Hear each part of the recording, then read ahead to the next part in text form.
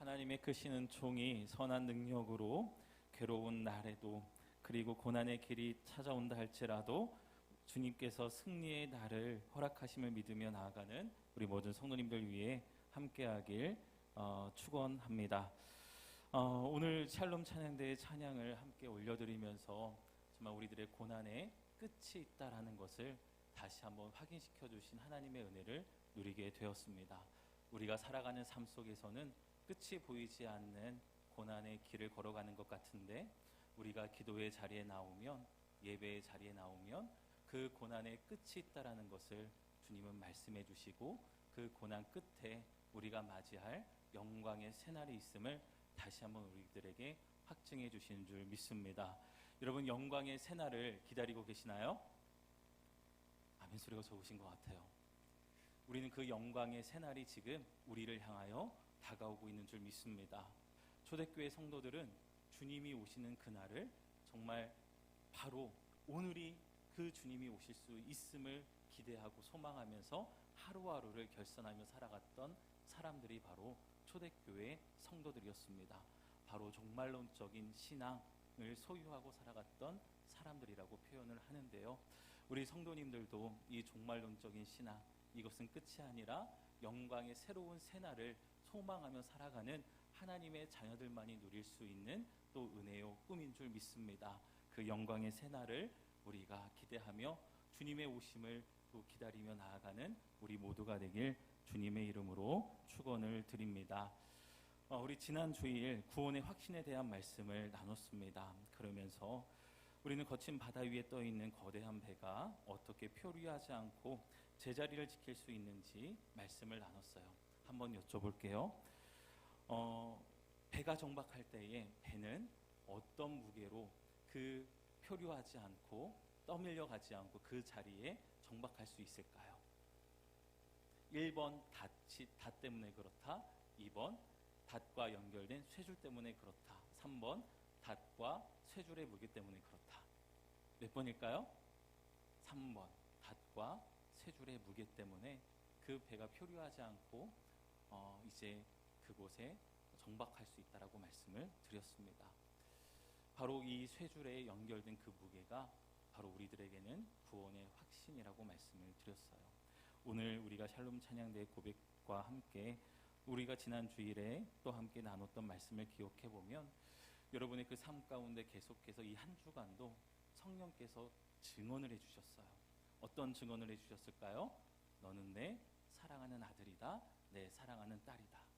여러분, 그 성령의 증언하심이 여러분의 심령 가운데 들려오신 한 주를 사셨습니까? 아멘. 감사합니다. 제가 못 봤어요. 듣기만 했지. 우리들의 삶 가운데 지난 한 주간도 우리들의 그 영적인 세계를 가득 채웠던 음성이 있다면 성령께서 너는 내 아들이다, 내 딸이다 라고 하는 그 증언해 주신 음성이 우리들의 삶을 가득 채우고 있었음을 믿습니다. 여러분에게 그 음성이 들려올 때 우리는 그 내면에서 들려오는 그 성령의 음성에 귀 기울이고 그 성령의 음성을 붙들며 나는 하나님의 아들이지, 나는 하나님의 딸이지, 지금 내가 어디에 서 있지? 라고 하는 그 질문을 통하여 나의 삶을 다시금 주님 안에 세우는 그 일들을 도전할 수 있으셨을 거예요. 그렇게 성령께서는 우리 안에 계속해서 그 내적인 증언을 들려주십니다. 그뿐만이 아니라 우리들에게는 또 성령이 함께 하신다라는 외적인 증거가 있다라고 말씀드렸어요. 바로 우리가 하나님의 말씀에 양심이 찔리고 또한 하나님께서 주신 말씀 때문에 내 삶의 육신의 소유대로 살아갈 때 부딪히게 되는 그 여러 가지 그 내면의 고통과 그 통증들이 바로 성령이 함께 하신다라고 하는 우리들의 그 성령의 외적인 증거다라고 말씀을 드렸습니다. 이렇게 성령님은 우리들에게 내적인 증거와 외적인 증거를 주셔서 구원의 확신 속에 이 거룩한 여정의 그 삶을 걸어갈 수 있도록 도와주신다고 말씀드렸습니다. 그런데 여러분, 여기서 한 걸음 더 나아가야 됩니다. 배가 쇠줄의 무게 덕분에 파도에 떠내려가지 않고 잘 버티고 있는 것만으로 만족할 수 있을까요? 여러분, 배는요 바다 위에 그냥 정박해 있는 것이 배가 아닙니다. 배는 항해를 해야 배예요. 그리고 배는 목적지인 항구에 닿아야지만 그 배로서의 사명을 잘 잘 맞췄다라고 할 수 있습니다. 자, 그런데 우리는 때로는 이런 생각을 하곤 해요. 그래, 내 안에 거룩한 갈등이 있고 성령께서 내 안에 내적인 증거도 주시고, 그리고 그런 거룩한 그 무게감을 느끼는 것 때문에 성령의 외적인 증거를 품고 살아가는 그것에 만족하며 그 자리에 머물러 있을 때가 있다라고 하는 것이죠. 내 삶에 그 성령의 외적인 증거와 그 내적인 증거를 가지고 내 삶에 맺혀가시는 성령의 이끄심을 따라 나아가야 되는데, 그저 그 자리에 머물러서 내가 성령과 함께하고 있다라는 것에만 만족하는 신앙의 모습들이 우리 안에도 있다라고 하는 겁니다. 왜냐하면은 그 성령의 이끄신 대로 행하는 것이 때로는 두려움으로 다가오기 때문에 그래요. 사랑을 하는 일, 주님께서 우리들에게 보여주신 사랑은 내가 죽고 사랑하는 하나님의 자녀들을 살리신 그 사랑이었기 때문에 내가 죽는 것을 두려워합니다. 오래 참는 것 정말 힘들기 때문에 그 삶을 우리는 자꾸만 앞에서 멈추게 된다라고 하는 것이죠. 지난주 말씀이 표류하지 않고 배가 전복되지 않도록 붙잡아주는 버팀목이었다고 한다면, 오늘 갈라디아서의 말씀은 거친 바다를 헤치고 나아가야 할 방향을 지시하며 우리와 함께 키를 잡으시는 노련한 선장을 우리들에게 소개해주고 있습니다. 누구일까요? 바로 보혜사 성령님이 우리들의 인생의 배를 움직이는 선장의 역할을 하신다라고 하는 거예요. 오늘 본문에서도 사도 바울은 내 의지로, 억지로 육체의 욕망을 누르는 것이 아니라 선장 되신 성령님의 인도하심에 내 삶의 보폭을 맞추는 법을 가르쳐주고 있습니다. 이것이 바로 성령님과의 동행하는 모습이다라고 할 수 있어요. 성령님과의 동행에서 우리가 잊지 말아야 할 것이 있다면 바로 성령님의 이끄심의 은혜입니다. 우리는 동행 그러면 우리와 함께 옆에서 손붙잡고 걸어가는 것을 동행으로 생각하는데, 성령님은 우리들과 동행하실 때에 어떻게 동행하신다고요? 이끄시며 우리와 동행해 주신다라고 하는 것입니다. 내 노력과 의지로 억지로 쥐어짜는 신앙이 아니라 자연스럽게 그분의 리드에 발을 맞춰 갈 때 우리의 삶에 자연스럽게 맺혀지게 되는 성령의 열매가 있다는 것을 오늘 말씀을 통해 우리들에게 알려주셔요. 우리가 오늘 함께 말씀을 나누게 될 때에 그동안 우리가 무엇인가 쥐어짜면서 거룩한 삶을 살려고 아등바등했다라고 한다면, 오늘 주시는 말씀을 통해 그 삶의 순서가 바뀌고 성령이 이끄신 대로 행할 때에 우리들의 그 거룩한 삶의 여정은 편안하게 또 자연스럽게 맺혀지는 그 성령의 열매를 바라볼 수 있다는 것을 우리가 함께 다시금 찾게 되길 간절히 소망합니다. 선장 되신 성령님의 이끄심을 따라 걷는 복된 삶이 저절로 이루어질까요? 우리는 자꾸만 성령님의 음성을 놓치고 때로는 항로를 이탈하여 표류하게 되기도 합니다. 오늘 사도 바울은 그 이유를 솔직하게 이야기하고 있는데요. 바로 우리 안에, 우리 내면에 멈추지 않는 치열한 영적 전쟁이 있다라고 이야기를 합니다. 16절부터 17절 말씀을 보면은 우리 안에 멈추지 않는 전쟁이 있음을 이야기하고 있어요. 우리 17절 말씀을 같이 함께 읽어보겠습니다. 시작. 육체의 소욕은 성령을 거스르고 성령은 육체를 거스르나니 이 둘이 서로 대적함으로 너희가 원하는 것을 하지 못하게 하려 함이니라. 아멘. 오늘 이 17절 말씀에서 대적하다라고 하는 이 헬라어를 원어로 보면 안티케이타이라는 단어가 쓰였습니다. 반대편을 뜻하는 안티라는 단어와 눕다, 자리를 잡다라고 하는 케이마이라는 단어가 합쳐진 그런 단어예요. 고대 전쟁 기록에서는 이 단어가 쓰여질 때 서로 맞은편에 진을 치고 있는 대치 상황을 의미할 때 이 단어를 사용했다라고 합니다. 적군과 아군이 서로 깊은 참호를 파고 총구를 겨누며 내가 죽지 않으면 내가 죽는다라는 태도로 대치하고 있는 그 살벌한 전시 상황이 바로 이 대적하다라고 하는 그 단어에 담겨 있는 상황이다라고 하는 거예요. 사도 바울은 거룩한 여정을 시작한 성도들의 마음과 삶이 바로 이와 같은 전장 상황이다, 살벌한 전장과도 같다라고 이야기를 합니다. 무슨 뜻일까요? 육신의 소욕, 육체의 욕망이 우리 마음속에 단순히 스쳐 지나가는 나그네가 아니라는 거죠. 육체의 소욕은 우리 마음 한복판에 아예 자리를 깔고 누워 있습니다. 깊이 참호를 파고 들어가 있고 성령님이 계신 쪽을 향해 총구를 겨누고 맞서 있는 것입니다. 이런 거죠. 나는 절대 안 나가. 내가 이 땅의 주인이야 라고 하면서 이 육신의 소욕은 자꾸만 우리들의 삶을 성령님이 하시는 그 일과 대적하도록 한다라고 하는 거예요. 그래서 이 싸움이 힘든 것입니다. 내가 믿음이 없어서가 아니라는 거죠. 내 안에 성령을 거스르는 육체의 소욕이 그만큼 집요하고 그 뿌리가 깊게 박혀서 들어 누워 있기 때문에 그렇습니다. 그런데 여러분, 우리는 여기에 지는 사람들입니까? 승리하는 사람들입니까? 우리는 승리하는 사람들인 줄 믿습니다. 우리에게 그 길을 오늘 말씀은 알려주고 있어요. 이 끈질긴 싸움 때문에 겪는 괴로움을 사도 바울은 이렇게 고백을 합니다. 로마서 7장 23절부터 24절 말씀입니다. 함께 읽습니다. 시작. 내 지체 속에서 한 다른 법이 내 마음의 법과 싸워 내 지체 속에 있는 죄의 법으로 나를 사로잡는 것을 보는도다. 오라, 나는 공고한 사람이로다. 이 사망의 몸에서 누가 나를 건져내랴. 아멘. 성령을 거스른 육체의 소욕이 성령과 대적하고 있는 상황, 이것을 죄의 법과 내 안에 있는 하나님의 법이 싸우고 있다라고 하는 그런 말로 담아내고 있어요. 그런데 이것이 바로 거룩한 여정을 걷는 성도들의 삶에 당연하게 일어나게 되는 그런 삶의 모습이다라고 이야기를 합니다.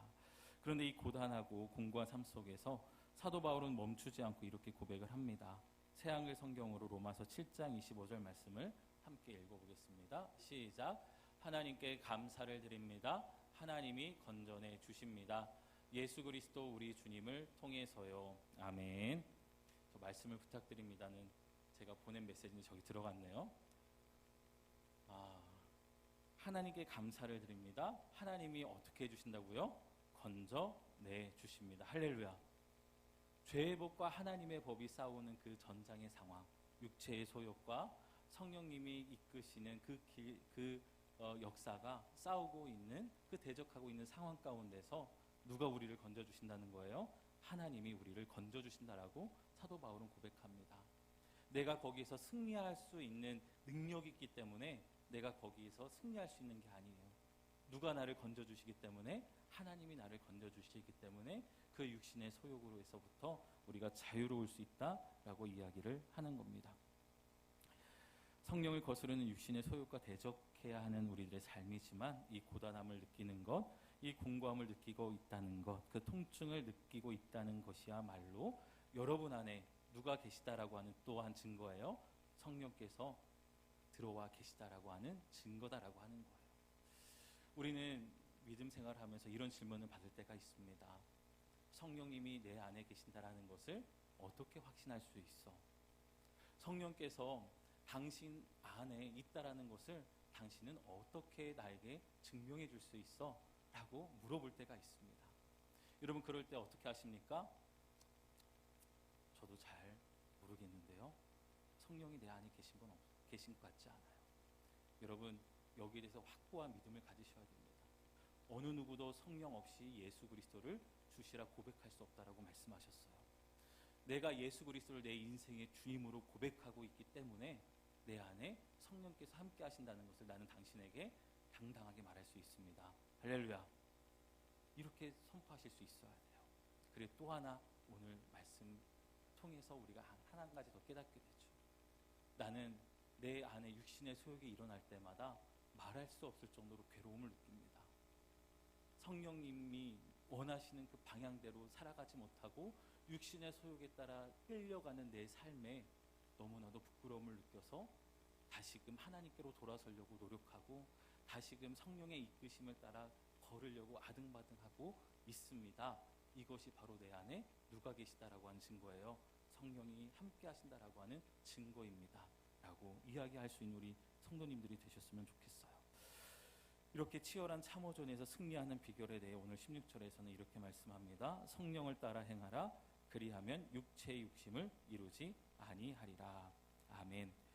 오늘 이 말씀에서 주목할 부분이 있습니다. 바울은 육체의 욕심과 싸우라 말하지 않고요. 성령을 따라 뭐하라고 말합니까? 행하라 라고 이야기를 합니다. 싸우되 이기는 전략이 달라야 된다라고 하는 거예요.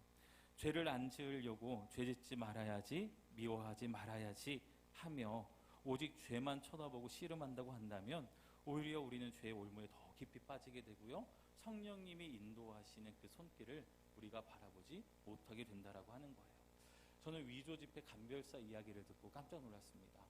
저는 위조 집회 감별사들이 위조 집회를 감별하기 위해 수많은 그 위조 집회의 여러 가지 형태와 그런 종류들을 열심히 보는 줄만 알았어요. 그런데 위조 집회 감별사들이 가장 많이 보는 게 있다고 한다면 원본을 본다고 합니다. 원본을 이제 잊지 않기 위해서 계속해서 그 원본을 본다라고 하는 거예요. 진짜를 알면 가짜가 드러나기 때문에 그렇습니다. 마찬가지예요. 어둠과 또 육신의 소욕과 싸우는 가장 확실한 방법은 그 어둠을 향하여 허공에 주먹질을 하는 것이 아니라 그 어둠을 이기려면 뭘 켜면 돼요? 빛을 켜면 됩니다. 성령의 빛이 밝아지면 그 모든 어둠은 자연스럽게 사라지게끔 되어 있다라고 하는 거예요. 우리가 죄와 싸워 이겨야지 하고 하는 것은 이거는 성경에도 기록되어 있어요. 죄와 싸우되 뭘 흘리기까지 대항하라고요? 피 흘리기까지 대항하라고 말씀하셨습니다. 그런데 죄와 싸우되 피 흘리기까지 대항하라라고 하는 이 말씀의 전제는요, 성령의 인도하심을 따라라고 하는 아주 중요한 전제가 있다라고 하는 거예요.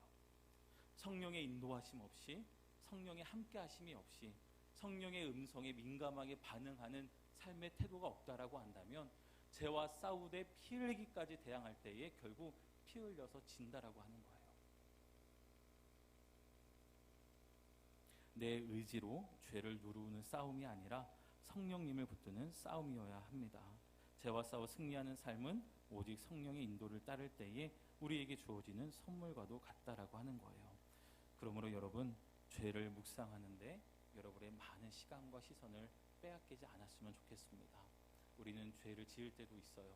하나님의 마음을 아프게 할 때도 있습니다. 오늘 말씀에 기록된 육신의 소욕대로 우리들이 행할 때가 있어요. 그런데 이것을 싸우려고 아등바등하기 이전에 먼저 누구에게 가야 되는 거예요? 성령님께 가야 되는 겁니다. 성령님의 그 음성에 귀 기울여야 되는 거예요. 나의 양심을 찌르시는 그 성령님의 음성에 귀 기울이고 성령님이 이 상황 가운데서 말씀으로 내가 어떻게 결단하며 나아가길 원하시는지 말씀 가운데 성령님의 음성을 다시금 붙들어야 된다라고 하는 거예요. 성령님께 가까이 가면 갈수록 뭐가 줄어들까요? 육신의 소욕이 줄어들게 되는 줄 믿습니다. 성령님께 더욱 가까이 가면 갈수록 이 육신에 대한 소욕들이 사라지게 된다라고 하는 거예요.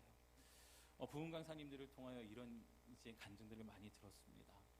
술을 끊지 못하는 성도들, 담배를 끊지 못하는 성도들, 그런 성도들의 삶이 정말 교회에 나와서 성령님의 은혜를 누리고 성령을 받고 난 뒤에 그 모든 삶에 변화가 이루어진다라고 하는 거예요.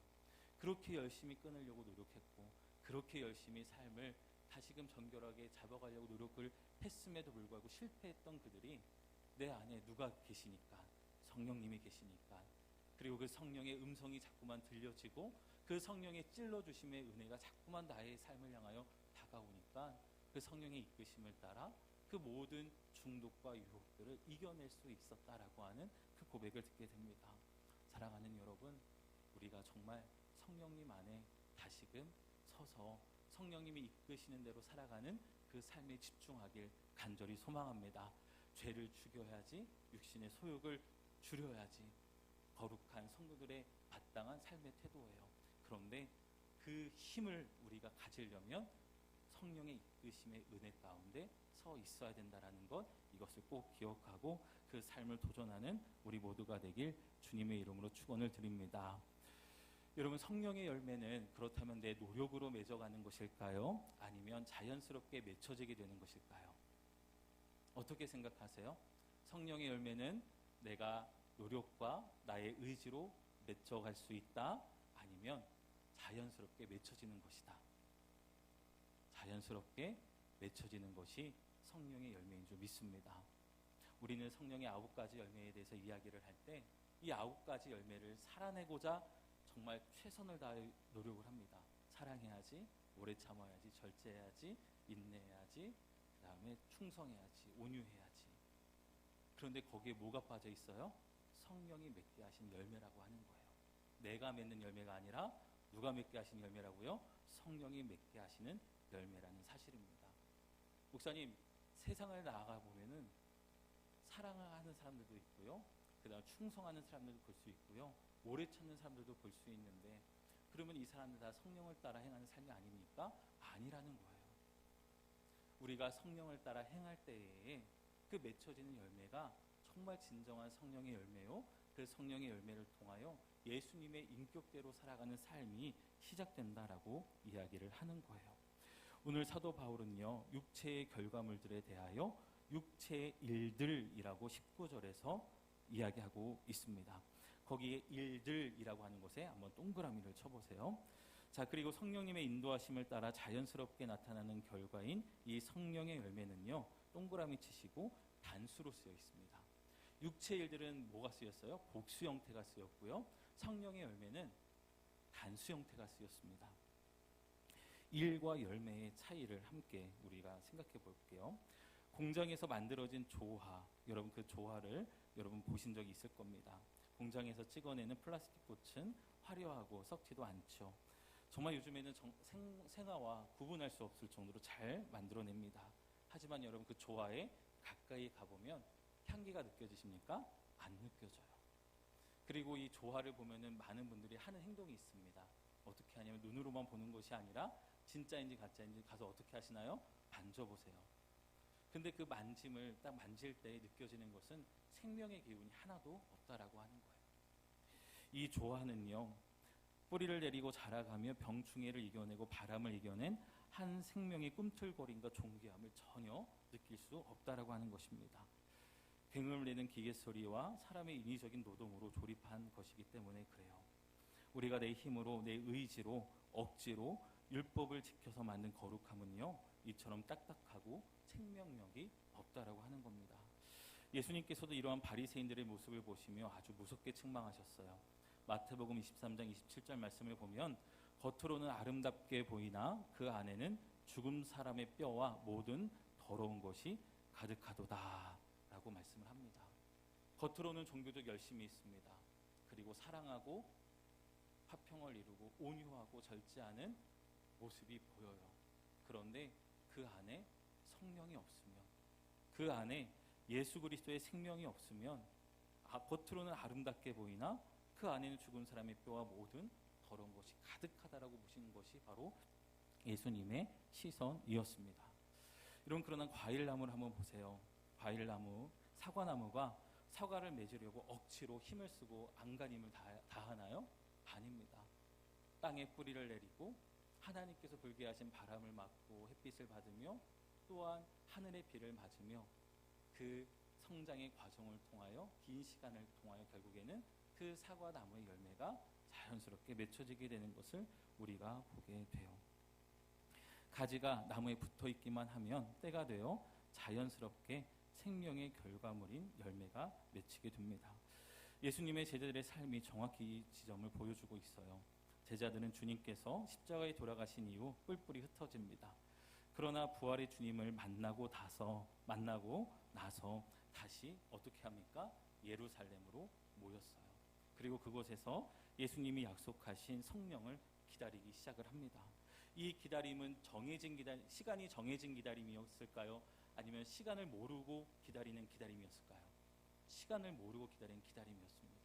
예수님이 올라가시면서 몇 날, 몇 월, 며칠, 몇 시에 성령을 보내줄 터이니 그때까지 좀 기도하고 있어 라고 하면 그날을 달력에다가 쳐가면서 아마 기다렸을 것 같아요. 그런데 제자들의 기다림은요, 끝모를 기다림이었습니다. 그런데 그 기다림의 시간을 무엇으로 채워갔습니까? 기도의 무릎으로 채워갔어요. 사도행전은 분명히 증거합니다. 그들이 마가의 다락방에서 성령을 받고 마침내 성령이 말하게 하심을 따라 하나님의 큰 일을 말하기 시작하면서 복음 전도의 사역이 폭발적으로 일어났고 또 예수님의 인격을 닮은 삶으로 빚어져 가기 시작했다라고 하는 거예요. 주님 안에 붙어있는 그 시간, 내 힘으로 열매 맺으려고 발버둥 치는 것이 아니라 성령을 받고 성령이 이끄시는 대로 그 발걸음을 옮길 때의 그 여정 가운데 놀라운 성령의 열매들이 자연스럽게 맺혀지게 된다라고 하는 것입니다. 제가 앞서 이 성령의 9가지 열매는 복수라고 말씀드렸어요? 단수라고 말씀드렸어요? 단수로 쓰였다고 말씀드렸습니다. 이 단수형으로 기록되어 있는 의미가 있어요. 성령의 9가지 열매는 따로따로 맺혀지는 것이 아니라는 겁니다. 나는 전도는 잘해서 충성의 열매는 있는데 성격이 급해서 온유의 열매는 없어. 이게 맞는 말이에요? 틀린 말이에요? 틀린 말이라고 하는 겁니다. 주님은 우리들에게 이 성령의 9가지 열매를 어떻게 하신다는 거예요? 다 자라게 하신다라고 하는 겁니다. 우리 안에 충성의 열매만 있다고 한다면 어떤 열매가 없는 거예요? 나머지 8가지 열매가 없다라고 하는 거예요. 그런데 주님이 맺혀가시는 그 성령의 열매는 이 9가지의 열매를 우리 안에서 자라가게 하신다라고 하는 겁니다. 그것이 없는 게 아니라 그 열매가 아직 자라가고 있는 과정일 뿐이다라고 하는 거예요. 그래서 우리 성도님들 사이에 당신에게는 이런 열매가 없어, 이런 열매가 없어 라고 말할 수 있을까요? 없을까요? 없다라고 하는 거예요. 그 열매는 다 우리들 안에 자라가고 있는 줄 믿습니다. 주님은 그렇게 우리들에게 그 성령의 열매가 자라가고 있음을, 성령의 인도하심을 따라 걷는 하나님의 자녀들에게는 이 성령의 열매가 자연스럽게 맺혀가고 있는 성장의 과정인 것을 바라보고 계시고 우리들이 그것을 말씀해 주시는 거예요. 주님께 붙어있는 이 친밀함을 통해서 내 삶이 성령님이 이끄시는 대로 걷는 것, 그렇게 걸어갈 때 자연스럽게 나타나는 예수님의 인격, 이것이 바로 우리들의 삶에 맺혀지는 성령의 9가지 열매인 줄 믿습니다. 오늘 우리는 내 안에 치열한 영적 전쟁을 확인했고 내 힘이 아닌 성령의 열매를 맺어야 함을 함께 나눴어요. 이제 마지막으로 이 모든 것을 가능하게 하는 구체적인 삶의 방식에 대해 나누면서 말씀을 맺도록 하겠습니다. 우리 25절 말씀 같이 한번 읽겠습니다. 25절 말씀입니다. 시작. 만일 우리가 성령으로 살면 또한 성령으로 행할지니. 아멘. 오늘 16절부터 이제 26절까지의 말씀을 보면 행한다라고 하는 단어들이 좀 여러 번 반복되는데 16절에 성령을 따라 행하라 라고 하는 이 행하다라고 하는 헬라어와 25절에 성령으로 행할지니 라고 하는 이 헬라어가 다른 단어가 쓰였어요. 16절에서는 페리파테오라고 하는 걷다라는 단어가 쓰였습니다. 그런데 25절에서는 스토이코멘이라고 하는 특별한 군사 용어가 쓰였어요. 이 단어는 지휘관의 구령에 맞추어 군인들과 오와 열을 맞추어 줄을 지어 행진하는 것을 의미합니다.